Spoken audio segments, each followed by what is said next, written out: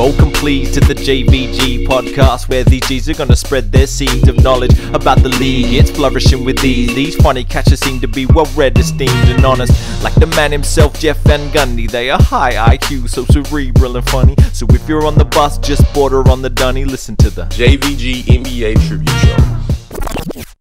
Very good, very good. So why are we here? Hey man, it's been a while. Yeah. Ooh. It's so cold! Yet to see a turtle in this fucking turtle video. Yeah, it's been, for regularly scheduled programming, it's been a very long time. It's been easily the longest ever. Yeah. And I think it might have doubled the previous time. It's been like, I feel like it's been like 3 weeks. Yeah, I reckon the last normal episode was like the... oh, no, that doesn't make sense. Oh, no, ages. Yeah. I was going to say the third, but that wasn't a normal episode because that doesn't line up with the 14-day fortnight. What was the third? I think that was my solo dolo Oh, journey. yeah. Yeah, and then before that... Oh, yeah. Oh my god, it's been And then ages. before that, we didn't do it. No, we didn't do on the previous Tuesday. Yeah. Because you were already up there. Yeah. Up there covering the FIBA Women's Basketball World Cup 2022 Sydney edition. I don't know if we've talked about that. I don't think we have. And then... But yeah, it was probably before that. Yeah, I think it was the week before So that. it's been like a month. You know what, man? I got Basketball Reference / WNBA up, and just because before we start an episode, I always go to Basketball Reference, and I just choose whether I go to the NBA page or the WNBA page. Yeah. Exactly a month ago, the WNBA finals finished. Yeah, and that's the last time we recorded. But isn't that crazy? Yeah. Doesn't that feel like heaps has happened since then? Yeah. So much. Yeah.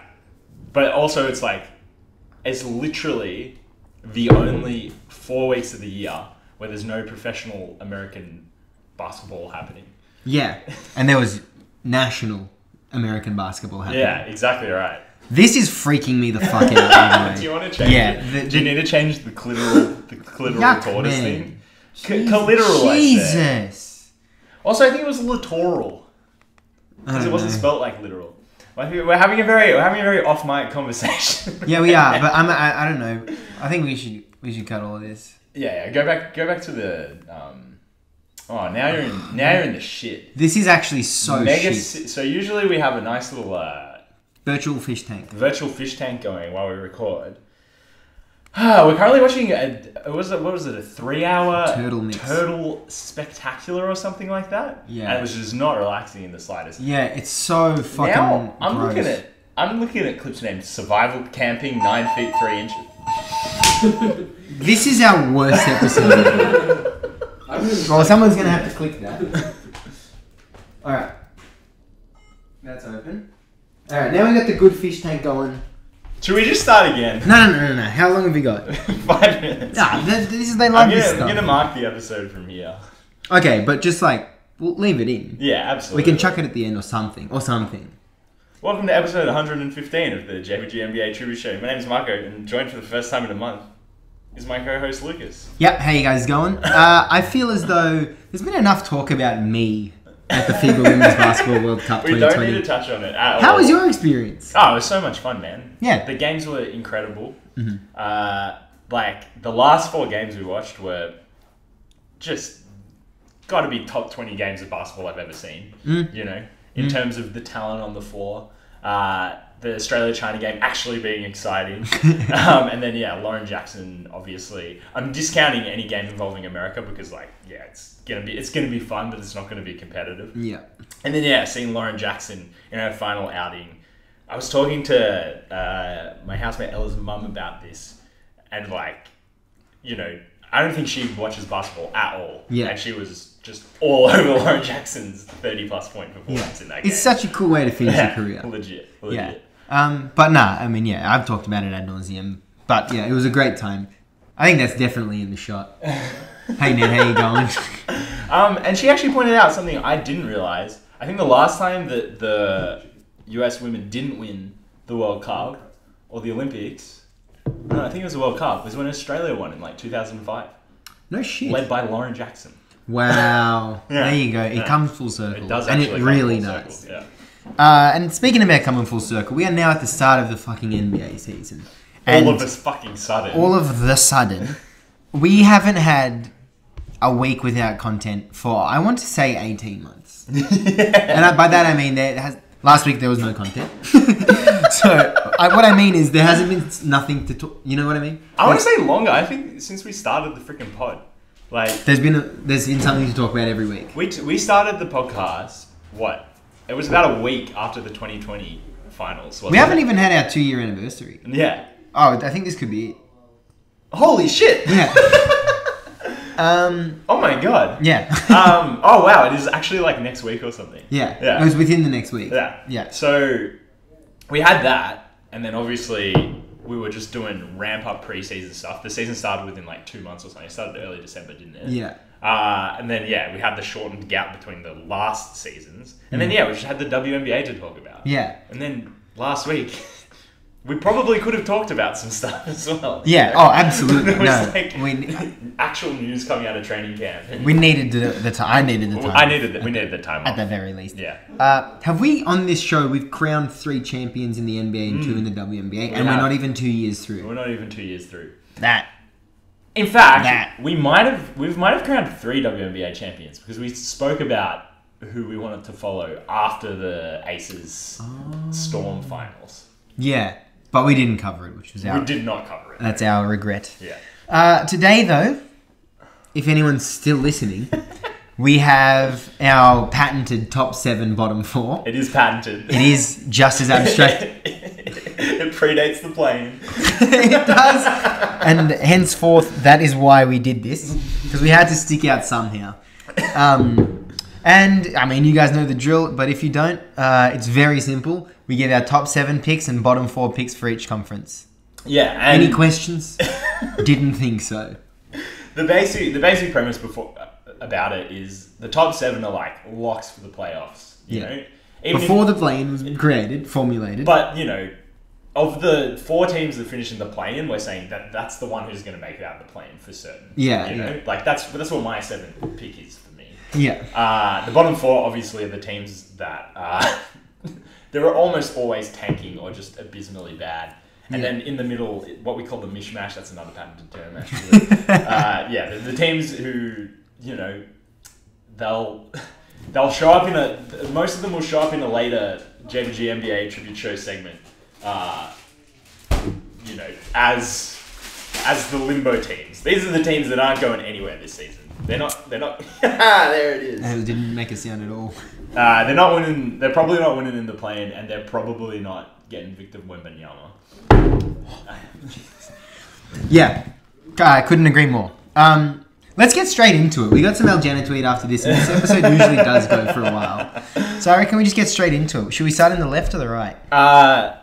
Let's start on the left. Which is the West, for anyone Which is who the West. is not up to date with lingo and things of that nature. Now, how do we want to tackle this? Do we want to go through our picks and then we'll just go through each team? So you want to start with the top 10 or the bottom 7? You want to start with the top 7 or the bottom 4? Or do we give everything at the beginning? Or should we just go through each team and see where we put them? Say where we put them. Interesting. I feel like that we would have done it somehow. I think usually what we do is we do a quick run through our picks. Okay. And then we go through each team individually. Okay, so you go first, because I don't know what you mean. Alright. Well, because if we're going to do it this way, I want you to help me. I want you to help me out here. Alright. What should I do? Right, go on. Should I make the right pick? Should I make the informed, the smart, the podcaster's pick?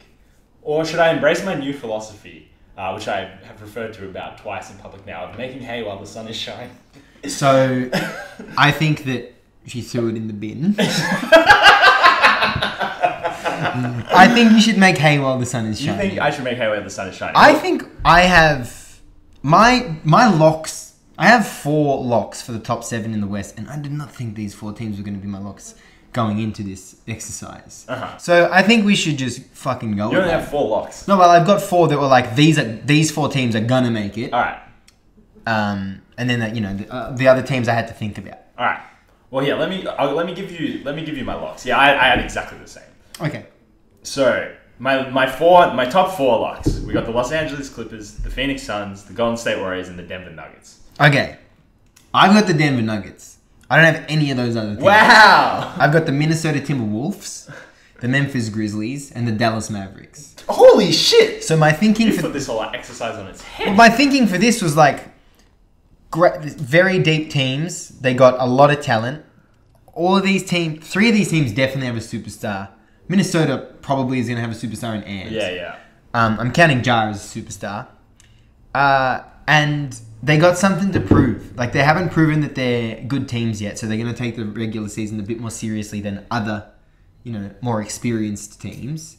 And yeah, I just think that they might not finish 1, 2, 3, and 4. Yeah, but they were right. they're gonna make their imprint this season. And does that mean you think the other teams? I'm just gonna come out and say like the Phoenix Suns and the Golden State Warriors. Do you think they're either gonna like thrive or implode? Well, one of those teams not making the top 7. Oh my god! in my bracket. Wow. Okay. Well, fuck it. You know what? I'm just gonna go. Let's say our next 3. Okay. Give me your next 3. Well, I've got the and these are now the question mark. Yeah. 3. I got the LA Clippers. Mm-hmm. I got the New Orleans Pelicans. Mm-hmm. And I've got the Golden State Warriors. Wow. Damn. The hot takes. They're about to start coming. All right. So what's the rest of it? So let me just run through mine for anyone that's Yeah. like just we're putting it all over the place. Minnesota, Denver, Memphis, Dallas, the Los Angeles Clippers, the New Orleans Pelicans, and the Golden State Warriors. Mm-hmm. Okay. So in the end, we're only gonna differ in one. But my final 3 are the Dallas Mavericks, the Minnesota Timberwolves, and I'm gonna say it, the New Orleans Pelicans. Okay. Which leaves Ja Morant's beloved Memphis Grizzlies out of the top 7. Out of the patented top 7. Let's start with this, alright? I had to take a punt on the Pelicans this year. Yeah. I think I really, really, really have to believe in them. And I think the only thing that has been holding me back from making them my first lock in this exercise is easily the least proven of any of these teams. Yes. And how much of Zion have we seen? I think if you can just get past those 2 things, which is pretty easy, we know there's so much talent in this team. We know they're well coached. We know they're deep.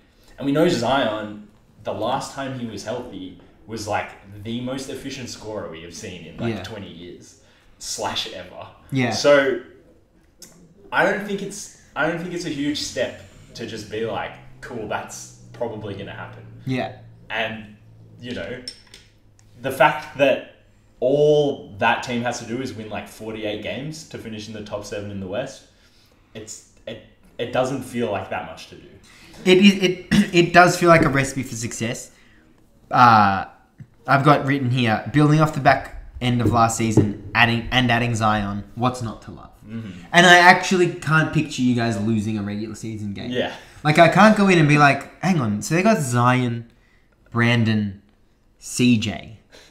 That's a fucking handful. Yeah. That in itself is that's all of the part of the basketball court. That's all of the half court you could get a bucket from. Yeah. There's a number 1 option from a deep 3, maybe not a deep 3, but a 3 all the way to the rim. Yeah, the hot zones, they're hot. Yeah. They're hot all the way in. Yeah. Yeah, so, and then I also think you have the perfect blend of stars and role players who are really accepting of their role. Jose Alvarado knows who he is. He knows his role. Yeah. Herbert Jones knows his role. What's the NPC looking guy? Trey Murphy knows his role. Giannis Valanciunas knows why he's there. Yeah. Yeah. So I just think it's he clocks in, he plays basketball, and he clocks out. Yeah, you've got the perfect blend. And I think you'll start the season well while other teams are answering their questions. You guys will get a good lead ahead. Good lead ahead of the pack. And I think that's I think it's a good point. I think we're the best situated team to beat anyone else. I'm not saying we're the best team in the league, but I think we can match up well against pretty much any team. Yeah. Certainly, we're going to have a lot of trouble against a lot of teams. Yeah. We don't have an interior defensive. We don't have an interior defensive anything really. Yeah. So the great bigs of the league are probably going to have a lot of fun with us. But I think of any team that's sort of, wavering around, emerging from being a playing team, being a young team, blah, blah, blah, blah. I think we're best situated to beat anyone. Yeah, definitely. Yeah. I think we should actually... I know that we like talking about our own teams on this show, but what's the one we disagree on? Memphis and the Suns. It's Memphis and the Suns. Yeah. So I got Memphis in there because they're pretty cringe, but like they'll win games. They won 55 last season or something. They won a lot of games last season. I don't think they got considerably worse. They might have played better last season than they will this season, but I still think that they've got like 48 games is like they could cruise and get that. Yeah. I think Memphis are just the sacrifice for me. Yeah. They're just like, of all the teams, so many teams got better in the West. Like, unfortunately, even the Los Angeles Lakers and the Portland Trail Blazers got like a little bit better than they were last season.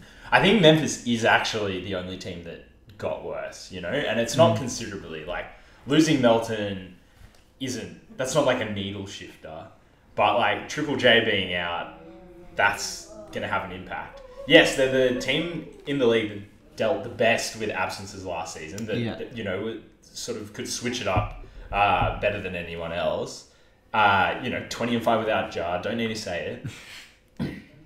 But I do think that the West has just gotten that much better that somebody needs to take a bit of a fall. And I think they've almost prepared themselves for it. You know what I mean? We've spoken about this before, but they love, like, they're not going all in. They so easily could have gone all in this offseason. That's true. And instead they've taken a step back. They've drafted some like really interesting young guys, like Kenneth Lofton, David Roderick, fellas of that persuasion.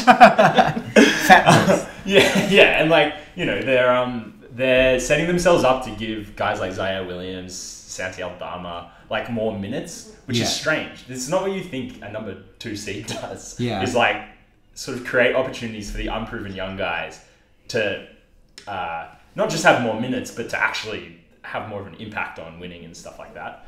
I'm not certain of this pick, but I think of all the other teams, they're the one I have to sacrifice. Yeah, right. So you're saying all that stuff about making way for the young players, but when the Warriors do it, it's sexy.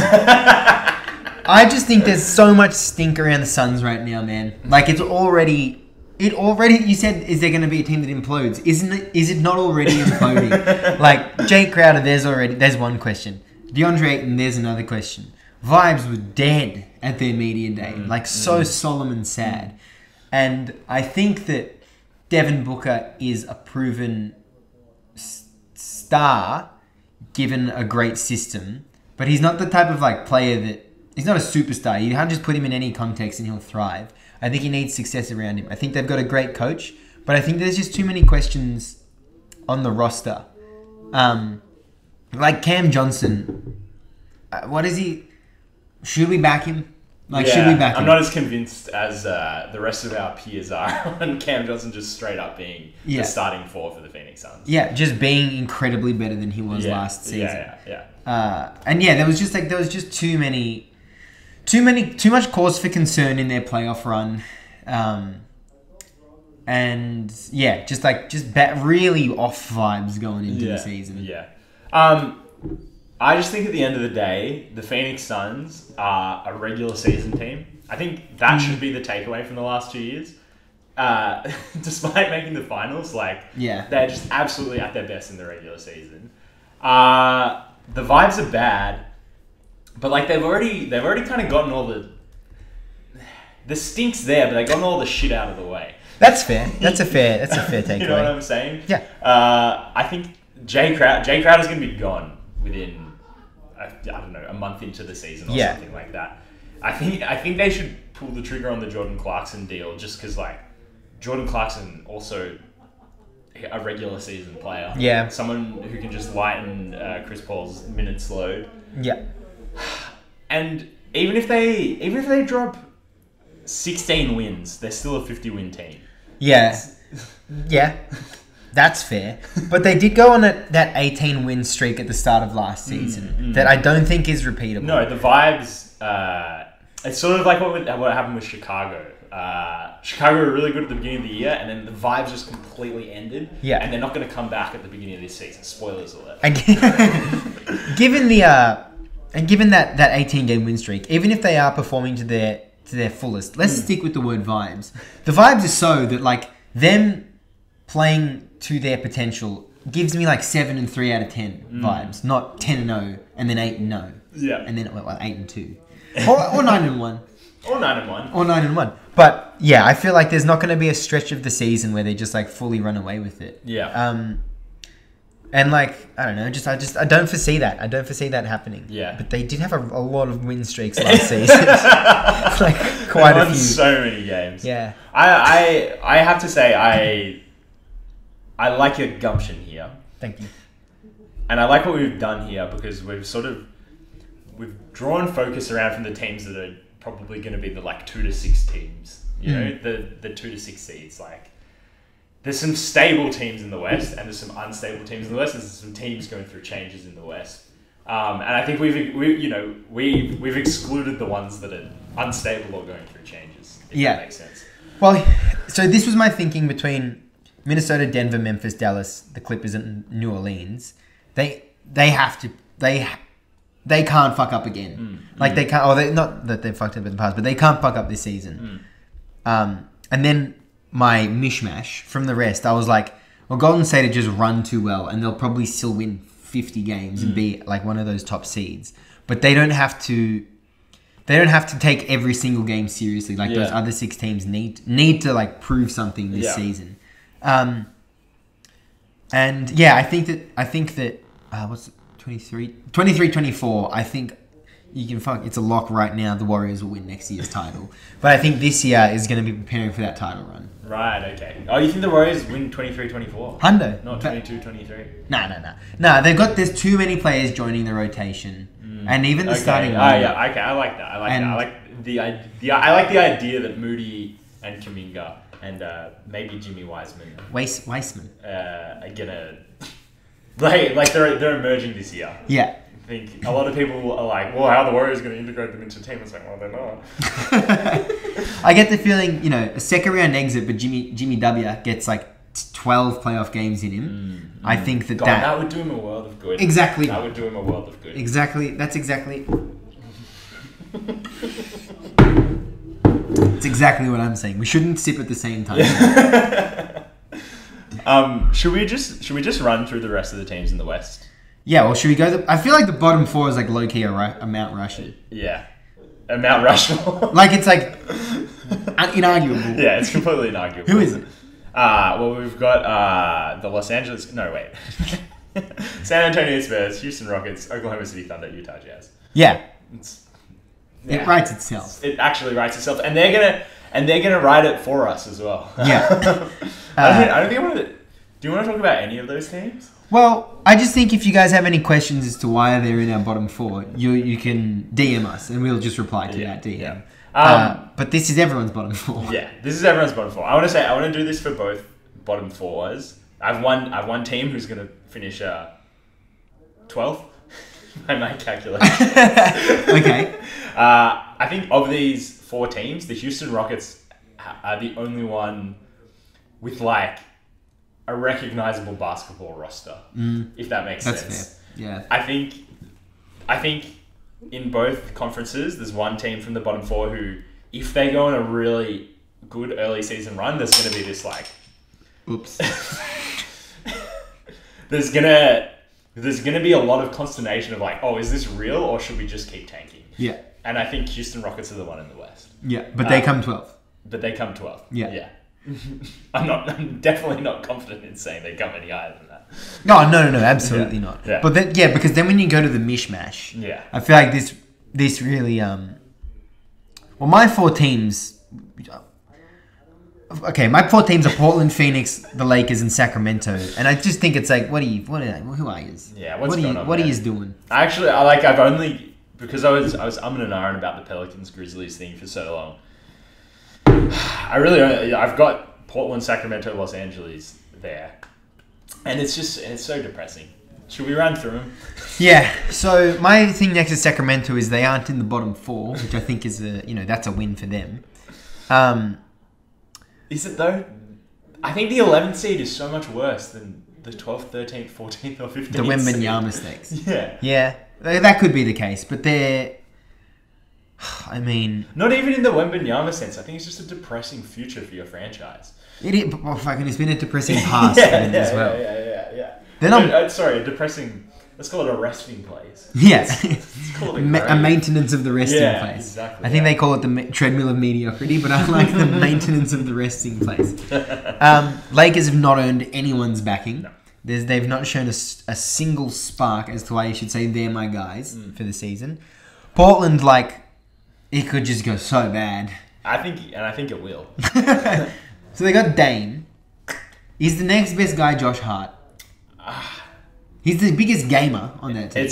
I think their starting five is honestly one of the most depressing in the league. Yeah. Because this is Portland trying to be as good as they can. Yeah. And it's Dame, Anthony, Josh Hart, Jeremy Grant, Yusuf Nurkic. Yeah. Now, there are, I want to say 4, and I even want to say 5 guys who might just get a season-ending injury at a fucking drop of the hat. True. Josh Hart, love him, like you said, gamer. He's low-key had a lot of injuries over his career. Jeremy Grant has stayed relatively fit, but he still missed long chunks of time over his career. Dame missed so much time last year. A lot of it was being sat, but it was also it felt like this is Dame's body slowing down type injury. And then Yusuf Nurkic hasn't been the same since he got injured 3 years ago. He's just not risen to the same heights. And his prime was great, but he's also very temperamental. Yeah. If he wants to just spit the dummy, if he wants to spit the dummy in the middle of the game, he'll just lose you the game. Yeah. And who even knows why? Yeah. Jeremy Grant. The reason I say Josh Hart's better than Jeremy Grant is because I feel like I've seen Josh Hart, do good shit in a win, and Jeremy Grant made the business decision to go to Detroit and be the number 1 option, and it just didn't result in wins. Yeah. And when you have that character and you line that up with no results, then I feel more comfortable saying I think I would prefer to have Josh Hart on my basketball team. Jeremy Grant became the ball handler in Detroit by proxy, by being the highest paid, best guy there. And it wasn't pretty. It was not pretty basketball. Josh Hart genuinely would initiate play for the Pelicans for long stretches of when we had Lonzo Ball, Brandon Ingram, Zion Williamson, all these guys who thrive with the ball in their hands. Josh Hart was he can run point. Yeah. He's a very, very versatile player who, like you say, wins games. He's a great defender. He's one of the best rebounding guards. But the fact that he's not playing right next to Damian Lillard at the 2 is a huge it's a huge L for this team. Oh, you reckon he's better at the 2? I reckon in this team he would absolutely kill it at the 2. He'd be so good next to Dame as a secondary ball handler, clean up his defensive deficiencies in the backcourt. Yeah. But they just don't have any options because there are 7, maybe 8 good basketball players on this. If we go to the bench, who we got? We got Gary Payton the second. Yeah. Is Zach Collins on the team? Is he healthy? I don't know about that. I think in terms of 82 games as a backup big, I'm cool with that. Who else is on this team? But he's definitely not on this team. The next best player. Okay, so you got Shaden Sharp, who obviously that's he's the most volatile rookie in this rookie class. Yeah. And then I think next might be Keon Johnson or Nazir Little. Yeah, or Anthony Simons. No, Anthony Simons is in the starting 5. Oh, you're talking about just the depth. Yeah, this is what I'm saying is where do you go to? This is the saddest starting 5 in the league because this is what they had to do. Yeah. They actually had no other option than to start these 5 guys. Yeah. And all 5 of them are good basketball players. Yeah. But the chemistry just will not be there. Yeah. There's just no fit between who these players are on the court. And then you go to the bench and there's just absolutely nothing there. Trendon Watford is going to be the 8th guy, and I saw way too much Trendon Watford last season for my own good. Yeah. There is a bit of potential for Jeremy Grant to pull an Andrew Wiggins and just be smaller role but no change in numbers because you're more efficient. But the issue with that comparison is, okay, you've got 0.85 of Steph in Dame. Yeah. You don't have Clay. Yeah. You don't have a like for like for Clay. You do have a like for like for Gary the Payton the second. The Gary the Payton the second. Yeah. And then Nurkic and Looney could not be more different players. Oh, maybe not more different players, but more different people.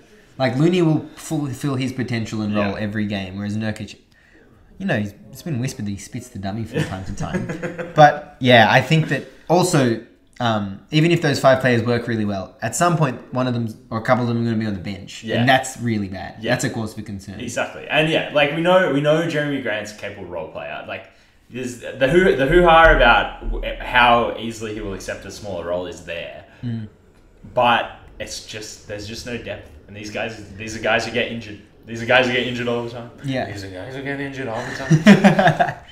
So you reckon there's a little bit of... Do you reckon there's potential for Dame to get traded this year? I think... No.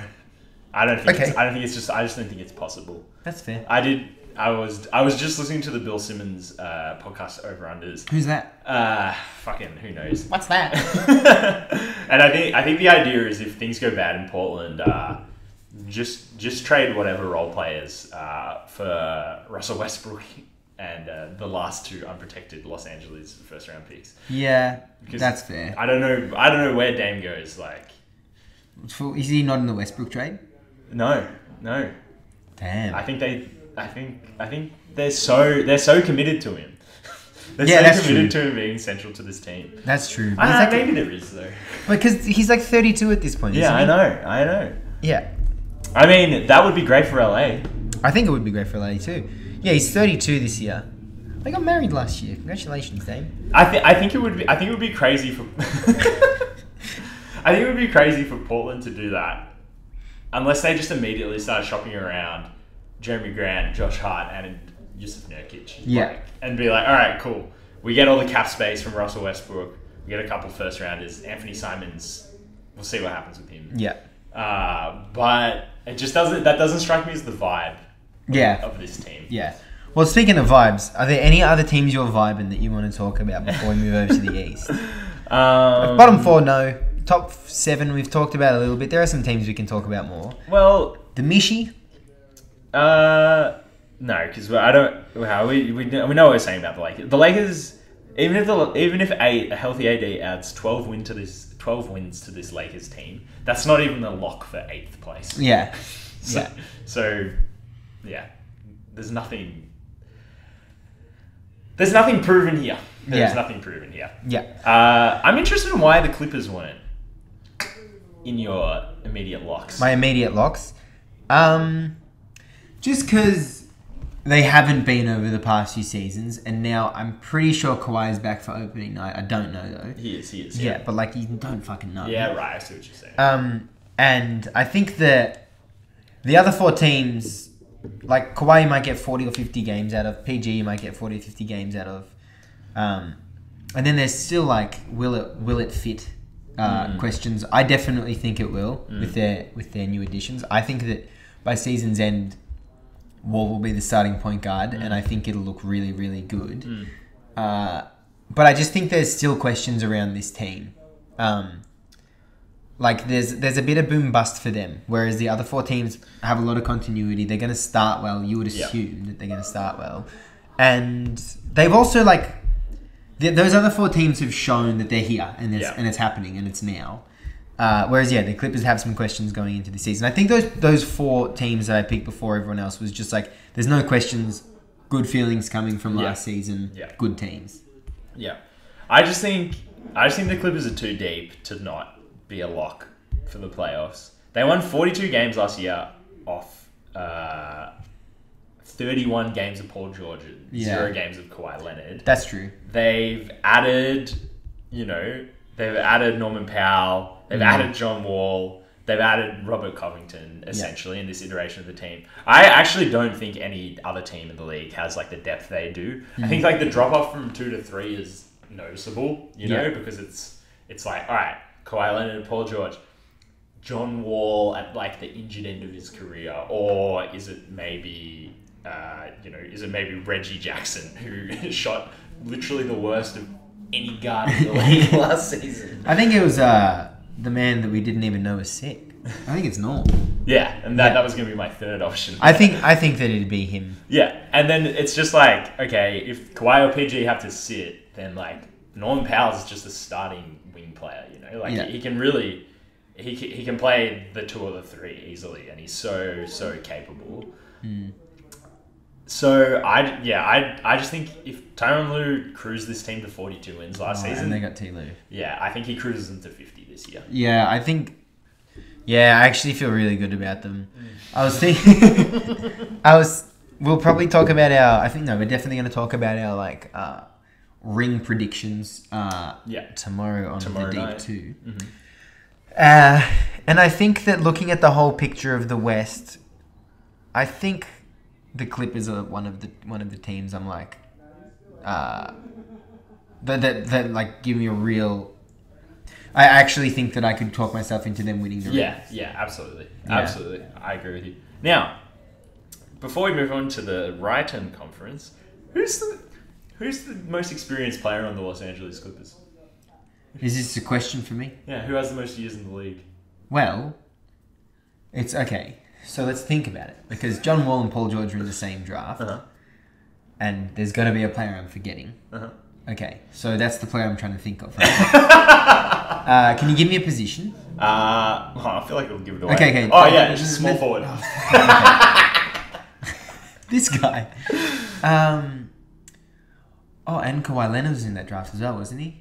Oh, who knows? Okay, wait. So, is it Robert Covington? It is not. Okay. It is not. Robert Covington is not even close to being the oldest player on this team. Yeah, but Kawhi is younger than Paul George. Yeah, he is, which is it's kind of funny, isn't it? Yeah, definitely. I'm laughing. Nick Batum. It's Nick Batum. Oh my god, completely forgot about Nick Batum. He's got 14 seasons in the league. Wow. After 2008. Damn, that's crazy. Completely forgot about it. Also, what a 915 games played, 806 started. There you go. Like he's had a couple of careers. That's already. an NBA career. Yeah. Nice. All right. Well, moving on then. On to the right. So, on to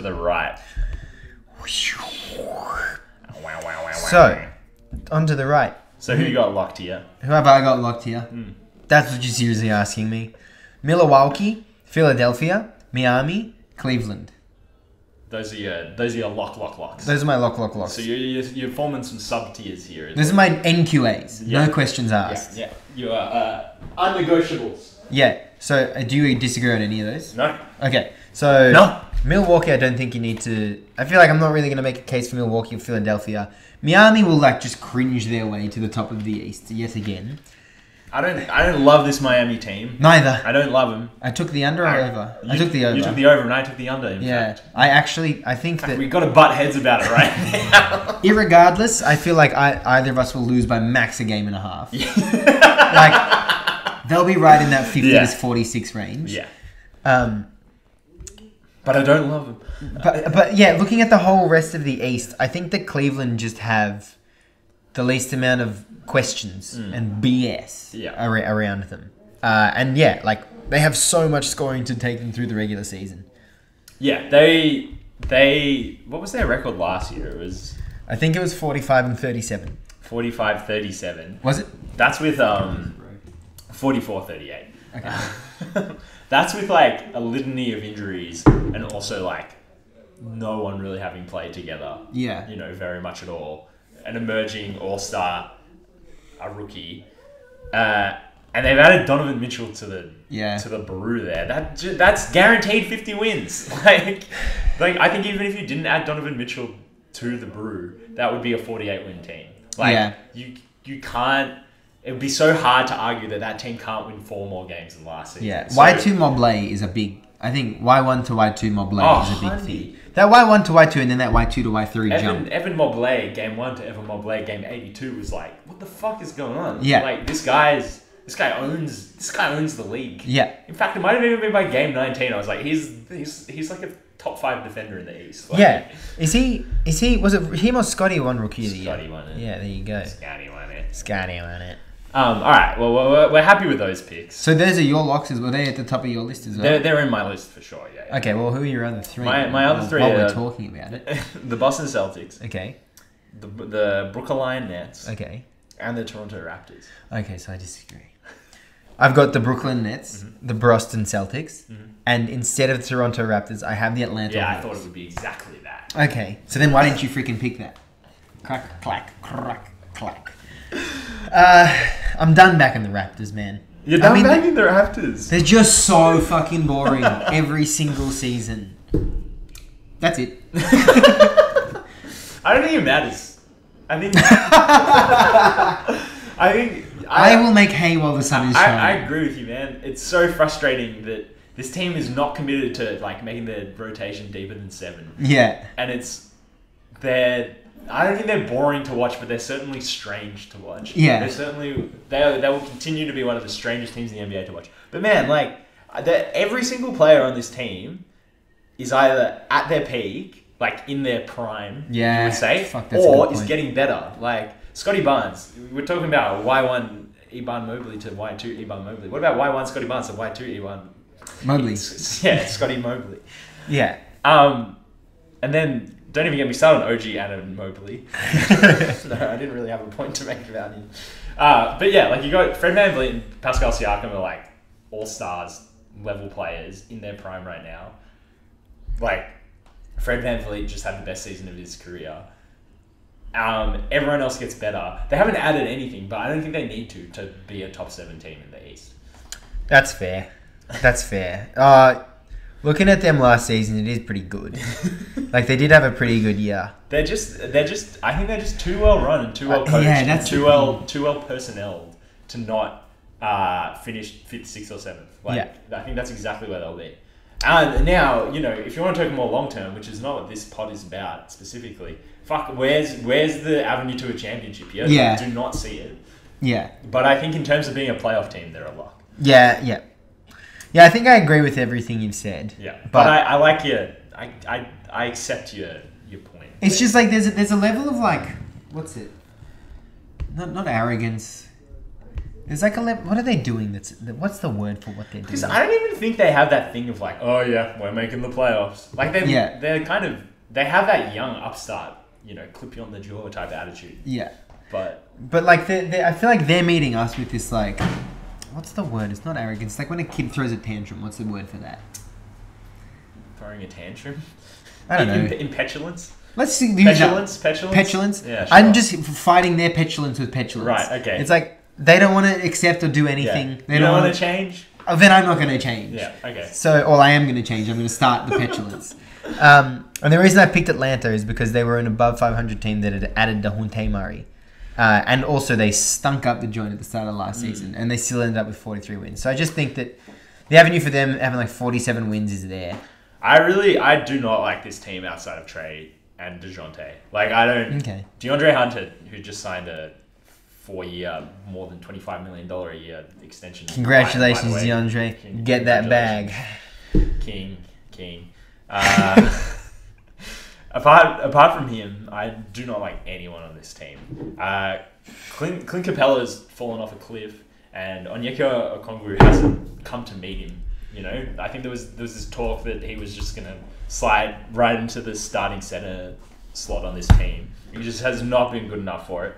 John Collins, or John's Collin to his friends, fucking, I don't think he's relevant to the NBA anymore. Yeah. Like, I don't think his skill set is wanted by anyone really. Unless some team is willing to like actually play him as a center. And then who else? Like, who else is there? Bogdan Bogdanovic, kind of, he just hasn't been all he was cracked up to be. Yeah. The Holidays, I like the Holiday brothers, but like, you know, it's Justin and Aaron. Let me just click their fingers. No, I did this. Oh my god, my bad. So yeah, I just don't. I feel similar. I almost feel similar to Portland with this team. I like the core two more here because, as we discussed, like the second best player on Portland's Josh Hart. DeJounte Murray is certainly better than Josh Hart. Yeah. But I don't think the roster goes deeper than like 7 or 8 with basketball players. And they're ready to prove all of that wrong, is what I'm saying. Look, they come out of the off-season with like 2 of the 15 best guards in the league. Mm-hmm. Like, what more do you want from a team? Like, they got a good... Like, they got, other good players. but they do have other good players. I think DeAndre Hunter will be good. Yeah. I think Clint Capella is still like, at the very least, he's been really good in a lot of big basketball games. He could very well turn around and just act like Clint Capella of 3 years ago. How old is he? He's only like 27 or something. He's 28. Okay. So you fucking didn't make my point. I said 27 or something. Or something. Oh, you wanted me to say he was old? Yeah. It does always surprise me how young he is. Yeah. He got thrust into like being a starting player like pretty much immediately. Yeah. And also, he looks old. Middle name, Ndumba. Clint Ndumba Capella. Wow. Really cool. Wow. Really cool name there. All right. Well, I think that I tried to keep my rationale for them pretty simple. I definitely am butting heads with the Toronto Raptors. Yeah, that's okay. Like, you know, I'm letting ego get in the way, and I'm happy about it. The other locks don't need much conversation. I think Bucks, whatever. Philadelphia, they're awesome. They're great. Boston Celtics. What's your prediction here? I reckon like 48 win season. Mm-hmm. I think, you know, Ime Udoka fucked it up. Gallo's not playing. I don't think that's too much of a thing. Rob Williams to be reintegrated into the team like 6 weeks. Let's probably say 2 months. Like, let's be real. He'll probably take a little bit more time off into the season. I think the Boston season is already written. And I'm going to just say them. I'm going to say the storylines now so that I can beat everyone else to them. Tatum and Brown have like a couple 10-game streaks in the season, or maybe a 20-game streak where they both shoot really poorly. There's a couple stories about Tatum breaking up Tatum and Brown. They made it all the way to the finals, but to make that next step to become champions, one of these guys needs to go. You know, if you write any of those articles, I'll tell you where you won't find that on thedeep2.com. You will not find that on the Deep2. A bad article list. I'll definitely have a couple of. It'll be like minute 55 of a 4-man We plus Marco. I'll be like, you know what they should do? They should break up the Jays. Yeah. And everyone will laugh and like take a sip of their beer. I'll cheers to that. And then there'll be a stretch of the season where like, maybe another 10-game stretch where they're underperforming. It's like Marcus Smart was angry at the team during practice. And it comes out that he was angry at the team during practice because they weren't playing as well as they should have been playing. And it's like completely fair enough, and this whole story will get materialized out of nothing. And then they'll go on like a 20-game good hot streak of like 14-6 to 16-4, that range. But I just think that there's a little bit of inconsistency going into the season that makes me feel like they'll definitely be like they'll be under their line, which was 53.5. But I just think that there's a bit of stink going into the season with them that they will figure out, but there'll be like a lag that follows them throughout the season. And I think this plays well into what we said after the NBA finals, not the WNBA finals. Just for the record. Sorry. Which is that like this isn't like the year for Boston. Yeah. You know? The getting to the finals with the team that they did has opened up like a 5-year window where it's like, oh, you're gonna win a championship in one of these years. The Ime Udoka stuff is just throwing that out the window. Yeah. And I think if they're happy to accept that, which I'm sure they will be. Yeah. Like I think as disappointed as everyone in the Boston Celtics organization is about Ime Udoka, like there's a lot to be appointed about. It's like exactly. It's not stressing anyone. Nobody's like, oh fuck, this is gonna derail our legacy, because they seem so ready to just be like, oh well, like if we're not gonna bring him back, we'll just get another coach, and like we love our core and we love the way we play basketball, so that's fine. No questions asked. And now the Brooklyn Nets. It's been, you know what, man? We didn't talk about the Lakers, which I'm happy about, because we did talk about the Nets and the Lakers for about the first 80 episodes of this show. I'm excited to talk about the Nets again. Now, incredible roster, never before seen top end talent. What could possibly go wrong? Nah, just kidding. I feel like just they will stop themselves. Like it's a pretty. I think everyone feels pretty similarly about the Brooklyn Nets. Yeah. Do you need a piss? No, not okay. I need a piss. Right. You know, love's just talking about the league, certain things like that. Okay, so the Brooklyn Nets. Yeah, what do you think about those funky dogs? Like, if there were no personalities on... Well, we were discussing that while you were piss kissing away. If every NBA player was like a freaking, they were like a sim, they were like a freaking, you just like click, do play basketball, then this team would be fine. They win 55 games. That's been the case for like 10,000 years now. Yeah. Any issue is just going to come from Kyrie having an explosion. I don't even think it'll be Ben. Like, you know, I agree. I agree. I don't think he's like a mid-season meltdown kind of guy. I think he's a lose 2 playoff games, shoot 30% from the free throw line, and then have a meltdown sort of guy. Yeah. Which won't affect their playoff chances. Yeah. And I've actually really liked watching. I've really liked watching Ben Simmons with KD and Kyrie. Mm-hmm. He's been doing this fucking when teams are just completely sagging on him. He does this funny, like, it's like a front ways dribble handoff where like Kyrie or KD will like come in front of him and then he'll like go like he'll then go behind them and screen their defender. And then, like, his defender is fucking 5 feet away, and it's money from, 20, 25 feet for Kyrie or KD every day of the week. Yeah. So I think it's going to be, like, I think it's not only going to work because there's 2 superstars and 1 former superstar on this team. I think it's going to work because it's a good fit of players. Yeah. Yeah. Yeah, and I think there'll be more availability this season than in the past. But still with this team, like... Yeah. I mean, similar to the Lakers, it's like you guys have not earned anything from anyone. It could very quickly become shut the fuck up. Yeah, yeah. Ben, we're going to have Angus on next week, Angus Ryan of the Ryan family. You can find them on Spotify, Apple, or wherever you get your weekly podcasts. And we're going to do way too early hot takes. I've got a way too early hot take that I want out there in the abyss. Yeah, it's a good one. Before the season starts, Ben Simmons will finish the season with 11 plus 3-pointers made, and he will have a game where he makes multiple 3-pointers. And just for the record...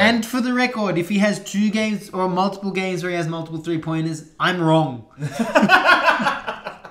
But sorry, I interrupted you. No, last season that he played, he shot 3 of 10 over the whole season from the 3-point line. Yeah, there you go. So yeah, we're gonna need to get those numbers up.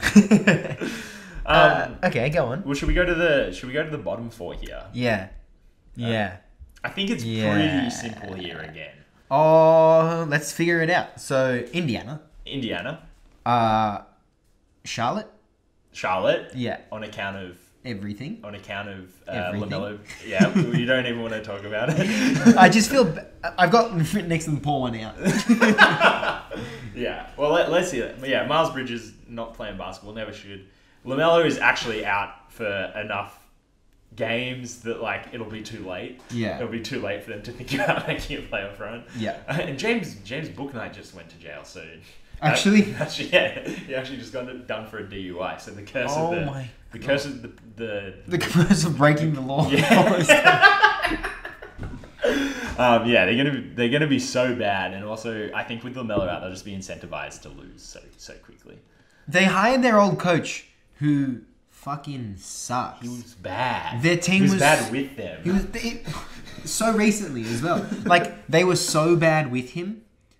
And they're not like showing any signs of, if they had Steve Clifford, the friendly dog again, then, they would turn this team into a 38-win team. It's just, there's a lot of, like, speaking about stink, this is the worst stink. Well, I think, like, who's the Warriors? The Warriors guy who turned down the job with them? Kenny Atkinson. Yeah. I feel like that should speak volumes. The fact that he turned down the job, but I don't think it was like, we'll go with Steve Clifford. I think it's like, oh my God. We have to hire Steve Clifford now. No other coach even wants to interview for our franchise now. Yeah. That's how bad things are looking. Yeah. Montrez as well, while he was still on their roster, I mean, I'm not going to hold it against someone who gets found innocent. But I'm saying the dysfunction of his offseason happened when he was with them. Yeah. Like, even... He got cleared up and he signed with Philly. Yeah. When the grass started being greener, he just ran for it. Yeah, exactly. Orlando, yeah, I got them there. I reckon there's going to be 20 games where they're... Okay, I'm just going to say what I wrote. They'll have 20 games where they're foreshadowing potential success, but they'll also have 62 games where they'll present shadow where they are. Yeah. I actually like this team as in there's like players I want to watch play basketball here. Like, obviously Paolo, Franz Wagner's fun. If Markel Fultz actually is healthy, I love him. Like, it could be fucking awesome. I even like watching Wendell Carter Jr. play basketball. Yeah. So and then you've got Bol Bol and Mo Bamba on there as well. So there's meme potential. Great league pass team, I might say. That's what I was gonna say. You have your bloody Wednesday off every week, and you're like, well, who do I want to watch? You're flipping through teams, Orlando. You're like, okay, let me see if Orlando has it going tonight. And if you catch them on one of those nights they have it going, it's like, everyone missed out on the experience I got to have, because their best case scenario, it will be so much fun to watch. Exactly. And Markel, man, like, I was thinking about it. You got he's becoming. If you really think about it, which not many people really think about Markel Fultz, but he's low-key a guy you want to root for. Yeah, definitely. Like, his story is so fucking sad from when he got to the league, and like that hitch he had in his jump shot that he just and his free throw and jump shot that he just developed in the space of a couple of months. I feel like I really want to back Markel. But yeah, they're definitely a team. I reckon of all the teams whose games one will start with a 2, I think they're the ones that pique my interest the most. Yeah. Now, there's one more team that has to be in this drops. Yeah. Okay. Who have you got? Well, hang on. Because you're saying this is obvious. I know. No. Okay. Well, hang on. Do we want to go through the mishmash? All right, let's go through the mishmash. Well, obviously, so you have the Raptors, I got the Hawks. Yeah, I've got the Raptors, you got the Hawks. Yeah. Chicago. Chicago. They're going to be in the mishmash. Fuck, man. Tell me more mishmash team. Bro, Chicago, man. Like I said this earlier, you picked too early. Yeah. Like, you were so much fun to watch and so good to root for. And also good at defending until, I think it was around the time Lonzo Ball got injured. But it was just around that time. Also, Alonzo Ball is not starting the team with the season. The season with the team. Man, these beers are out. hitting me. He's the next Zion Williamson. But instead of getting fat, he's getting not. Got him. And you can quote that. What do you think about these freaky Washington Wizards? Ah, man. Are they your bot? They're in my mishmash. Okay, they're in my mishmash as well. There is too much. There are just too many capable players on this team for you not to win like 35 games. I think your line was set perfectly. 35.5. Yeah. Yeah. Surely we avoid the bottom 4. Yeah. Like, fucking surely. You have like you have two like guys who, if they maximize their skill set, are all NBA players. Yeah. Like Bradley Beal, he very easily could be a top 5 guard in the league. Like he will never be that again. He'll score 30 points and he won't be a top 5 guard in the league. Kristaps Porzingis, we know the story there. And then your third place, Kyle Kuzma, who's so much better than so many other teams' third best players. Which it doesn't sound like it's saying much, but it is a lot, I think. Who do you reckon our 4th best player is? Fuck knows. I've got it as Corey Kispert. You got it as Corey But Kispert. I'm very worried that it's going to be Johnny Davis and Denny Avdia and Rui Hachimura getting those wing/guard wing. Not Monty Morris. Oh, Monte Morris is definitely better. Yeah. But I feel like Kispert's going to fill a role. He's going to fill a role, and those other players aren't. Yeah, I agree. And then also Gaff, but then it's like, we just got a fucking 7'3" Latvian gangbanger. Yeah. Gaff should be a 5th or 6th best player, and I think he fits that mold perfectly. Yeah. But there's no, I don't think he's gonna have the role on this team that he deserves. Oh no, hell no. Yeah. And I think that this team's season is just it's gonna be like a your turn, my turn, and that never leads to actual success. Yeah. But I think that with the makeup of especially Porzingis, who just is either dropping 14 points in a quarter or just taking himself out of the game. Yeah. I think that it'll work well for a team whose line is set at 35.5. Yeah. Now, who's your last team in the mishmash, and who's your team in the bottom 4? I want to hear yours first. Okay, well, I think we got the same. Yeah. I got the Knicks in the bottom 4. You have the Knicks in the bottom 4. Yeah. Fuck. I want to change to your answer. You have 12 hours until the season starts. I'm gonna do it. I'm gonna do an on the fly change. Oh shit! I'm gonna do an on the fly change because I've been jonesing for it all week. I've been jonesing to say this all week, and I haven't. I thought with the Pelicans pick today, that was too much quavers. With the Grizzlies and the mishmash pick. Yeah. But I've got the Detroit Pistons in the mishmash. Yeah, and they've just been elevated, and the Knicks have been dropped. The Knicks have gone into the bottom four. Yeah. Because fuck that noise. Fuck that noise. Dude, okay. So, great vibes for the Pistons going into this season. Such good vibes. Given where they are in their organization's history, they made great moves. Historically good NBA franchise. If you look at both the Pistons and the Knicks over the last 40 years, then, you know, the Pistons have a much better 40-year span than the Knicks. And New York Knicks are the most valuable franchise in the NBA still. And they spent their offseason moving mountains to get Jalen Brunson. Bottom four. Do you think Cade Cunningham could just genuinely be better than Jalen Brunson this season? Oh, yeah. Cade could jump to like 20... Well, let me not shoot myself in the foot here. He's got points to give up. Like, yeah. But he's gonna become a 10 assist guy. You reckon? Right quick. He's a fucking... He makes shit happen. I think that's the best thing about Cade. Is like, yes. Once he attacks the offense, he's got that like... I don't like this comparison, but he's got that Luka thing of like, all right, something's gonna happen on this possession. Like, that's a good point. That's a really good point. He's gonna pull up, he's gonna get to the rim, or he's gonna pass it to someone, and they're gonna get an open look. Like, there's no sort of bullshit once he goes into his action. Yeah. His finished product is just like not there yet. Like his finishing is not great.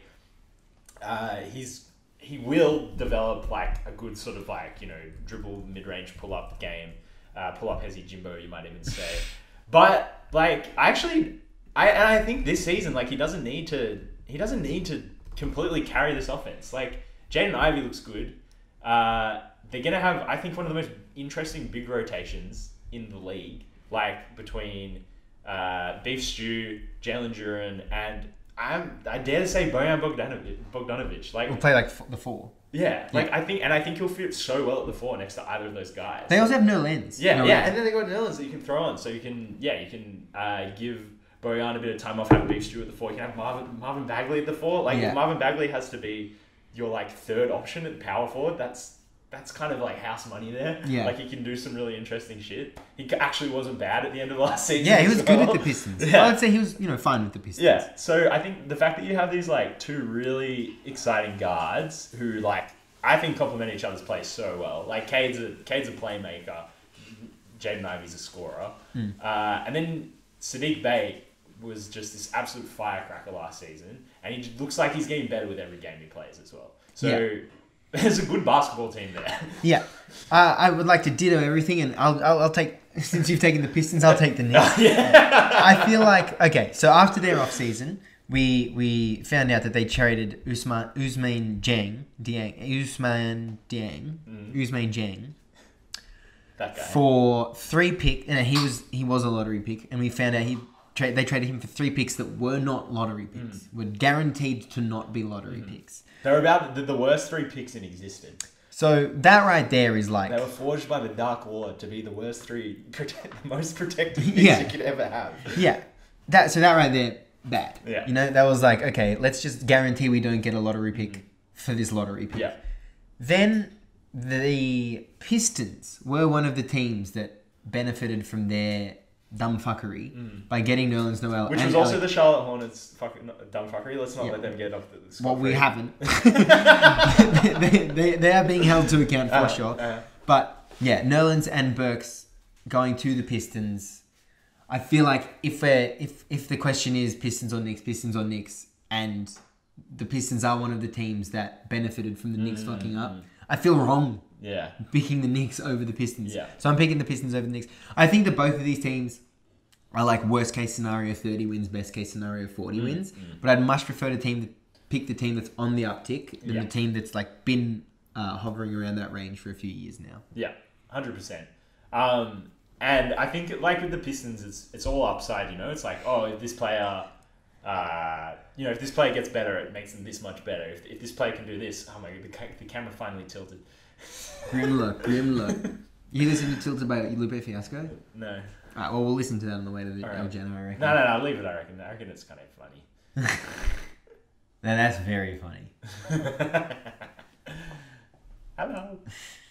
Hi. And then with the Knicks, it's all like, okay, if RJ Barrett gets better, no evidence that he is going to do that because he hasn't. Evan Fournier's starting for them. He's not a good basketball player. I don't like him at all anymore. If they give Isaiah Hartenstein more minutes than Mitchell Robinson, if Julius Randle, I don't know, even if he stays still, that's bad. like he has to get better for this team to be good. The only good thing on this team is Jalen Brunson. Yeah. And I think that I'm not of the opinion that he's like he's overpaid, but I don't think he's overrated. Yeah. But if that's the only good thing, if that's the only thing that's like certain for you, then you're not going anywhere. But it's not like they hired... I don't know if Kevin Durant's dad's in the picture. But it's not like they hired Kevin Durant's dad as an assistant coach and then got Kevin Durant. They got Jalen Brunson's dad. Yeah. It's a bit of a stink. Now here I've got in my Google search bar. Would you like to read that out to the people? I was actually just thinking of him. Okay, but would you like to read this search? New York Knicks head coach and Google search. When you hit enter, it's still Tom Thibodeau. And you know what's even worse? It's year 3 of Tom Thibodeau. Yeah. Historically, his worst year. Is that true, or are we just making this up? No, I think this is the theory that's developing over at our sister podcast, The Deep 2, that things go tits up in the 3rd year. Yeah. Overachieved in the 1st year and surprised everyone. 2nd year, everyone's like, and then 3rd year, he just completely fumbles the bag. True. Well, ruins his relationship with every single player on the team. Has that not already happened? Yeah. Okay. No, they're a bit ahead of the curve, actually, the Tom Thibodeau arc. No, I'm not going to back the Knicks. No. I'd rather be wrong and not back them than be wrong and back them. Yeah. I said this in the group chat the other day, and I was pretty happy about it. All right, well, I think that wraps us up. Yeah. So after my late game mulligan there, which I'm really happy about, that wasn't a peer pressure thing. That was like, fuck it, I've been thinking about it for a long time. We only had one different in the East. Yeah. We had a couple different in the West. Let's do. All right, let's run through them. I'm gonna go top 7 of my East. Yep. Milwaukee, Philadelphia, Miami, Cleveland, Brooklyn, Atlanta, Boston. I got Boston, Philly, Milwaukee, Brooklyn, Miami, Cleveland, Toronto. Oh my gosh. Now bottom 4 for the East for mine. Uh-huh. Well, for both of us: New York, Orlando, Charlotte, Indiana. Yep. And your mishmash? It would be the Hawks, the Wizards, the Knicks, and the Pistons. The Bulls and the Pistons. Sorry. Washington, Toronto, Chicago, Detroit. Yeah. Yeah. And then the West? Yep. For my top 7, I've got Minnesota, Denver, Memphis, Dallas, Los Angeles Clippers, New Orleans Pelicans, and the Golden State Warriors. And I got the Los Angeles Clippers, the Phoenix Suns, the Golden State Warriors, the Denver Nuggets, the Dallas Mavericks, the Minnesota Timberwolves, and the New Orleans Pelicans. Man, I can't believe we disagreed on city name, team name. Bottom 4, we've both got, this is fucking... Yeah, this writes itself. This is lock and key. The OKC Thunder, the Houston Rockets, the San Antonio Spurs, and the Utah Jazz. Mm-hmm. And then your mishmash for the West? I got the Kangs, the Trailblazers, the Lakers, and the Grizzlies. I've got Portland, Phoenix, the Lakers, and Sacramento. Perfect. Well, I guess I'll see you next week. Put it there. Good to be back in the chair. Yeah. Let's go get some cheese. Janitor time.